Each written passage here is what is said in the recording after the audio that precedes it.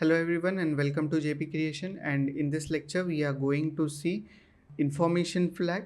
Actually this is not a flag, but this is information option in which we can see the information of the particular node. So if we want to see the information of this node, then we can simply click the cursor here and then not click, hover the cursor on the node and then click on this I button. This I button is for information. Node information we will get in this. So whenever we click on this, we will get one option panel. In this option panel we can see that the information is regarding the particular box. So in this box we can see 8 points, 6 primitives, 24 vertex and 6 polygons.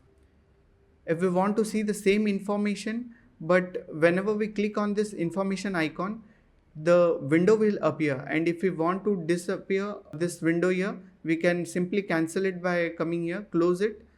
And if we want to see the same information temporary, then we can come here in middle of this icon and then click middle mouse button. So we will see the information till we hold the middle mouse button, and as soon as we release the middle mouse button, the information will go away from here.